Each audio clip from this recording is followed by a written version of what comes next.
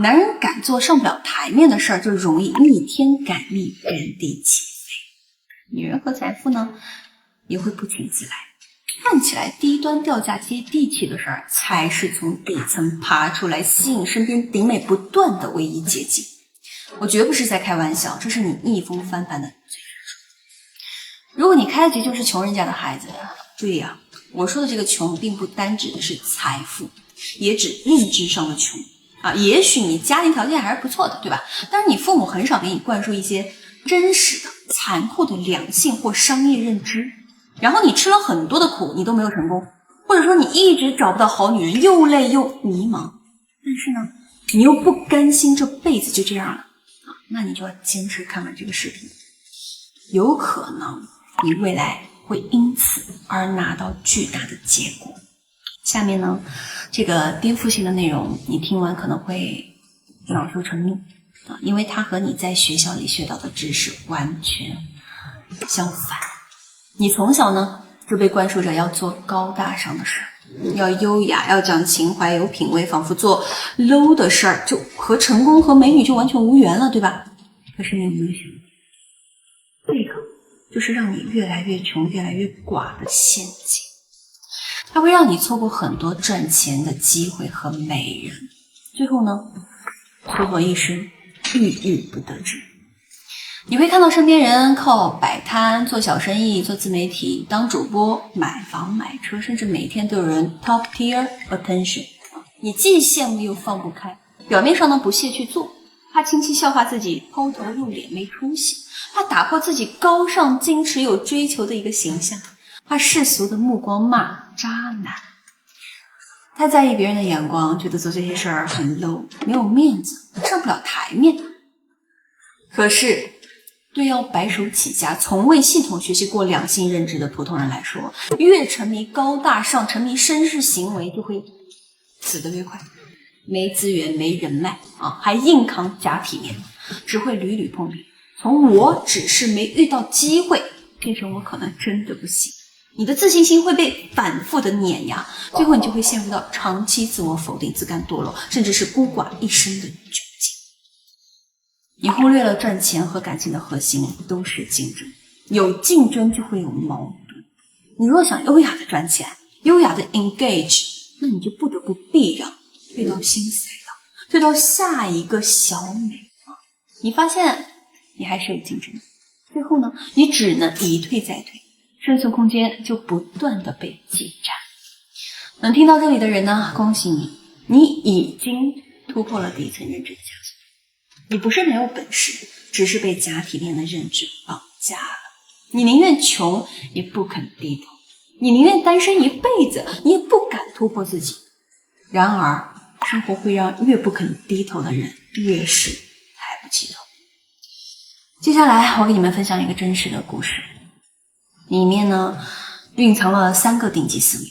兴许可以帮你的人生逆风翻盘。注意啊，我后面讲的所有的内容，只要涉及到美女的，你都可以用更高维度的视角去看。它可以指代事业，也可以是指代的是财富，更可以是任何的资源，一切都取决于你的手段，你的段位有多高。那这个兄弟呢，他其实非常有名啊，是你难以想象的有实力。他结婚很早，是属于商业联姻，双方也有2个孩子啊。妻子啊是属于相貌平平，但是呢很会操持家里的所有的大事小事，把兄弟的大后方给打理的呀井然有序。但是前2年他发现了妻子对感情不忠的一个事实，于是啊他就跟妻子大吵了一架。但是出于很多原因，这个婚呢是不可能离的，并且呢双方家庭都非常讲究一个东西，叫做体面啊，绝不可能闹得人尽皆知。所以这个兄弟呢非常的痛苦，一方面呢他实在无法接受枕边人的不忠，另一方面呢他也无法心安理得的接受这种几乎行婚的生活。虽然平时也有不少的顶美对他暗送秋波，但是他这个人是非常有底线的，他也一直没有去做什么那种就是太过越界的事。直到后来他认识了一个年轻的女生，这个女孩怎么说呢，按兄弟的原话来讲啊，就是让他感觉自己变年轻了，仿佛重新活了一次。但是唯独有一个点啊，那就是这个女孩来自 SP Pass 啊，兄弟听过很多因为这类女孩，尤其是这类美女而家破人亡的故事，所以他依然克制住了自己，没有做出任何出格的事儿。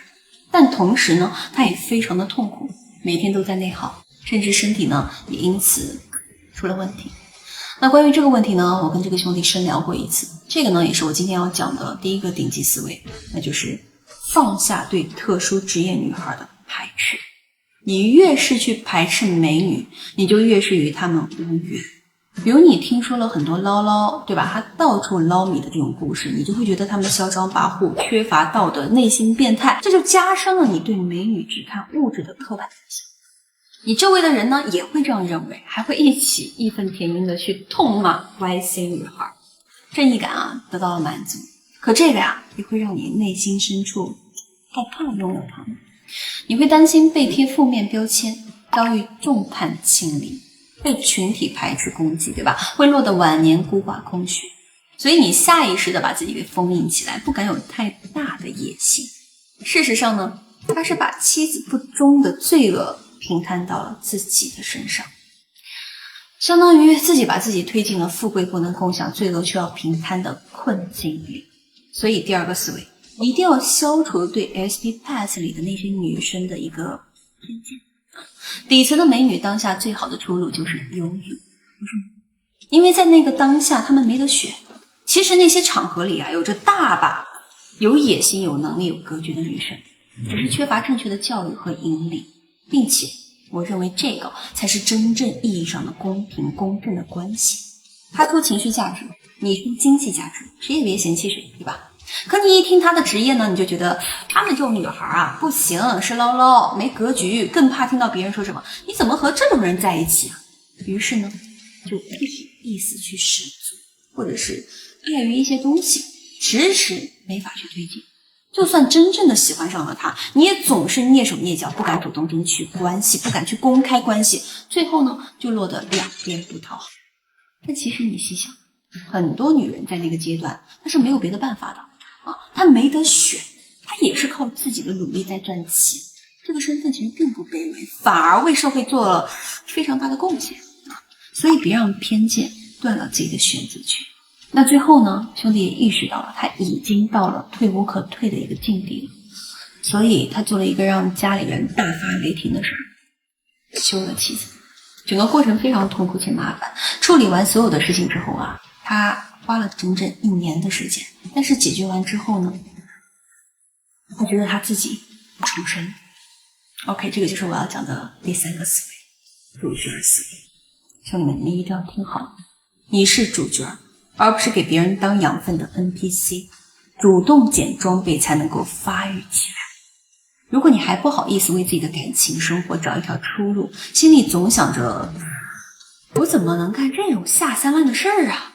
那你不妨换个角度想一想，这个世界本来就是主角成长发育， NPC 提供养分的一个游戏。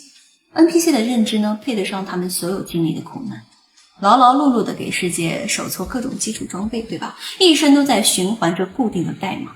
你跟他们说真相，他们反而会记恨你，觉得你是要跟他们抢苦吃。你的善良和怜悯在他们眼里反而成了好欺负。只有主动去捡这个游戏世界里的装备，你才能快速的强大起来。如果你家里没有矿，没有农场，你还抗拒那些所谓的 low 事儿，那你就更等于是主动放弃了所有的机会，最后只剩下光棍这一条路那些天天辗转于各个顶美之间的男人，都做过你瞧不上的破事，现在改变还不算晚。放下你的假体面，下一个逆袭的才可能是你。这种从打破认知枷锁、重塑身份再到升级心态的完整逻辑链希望能够帮到你。弱的专业情感或技巧，我是焦哥，只带你看人性。我们下期见。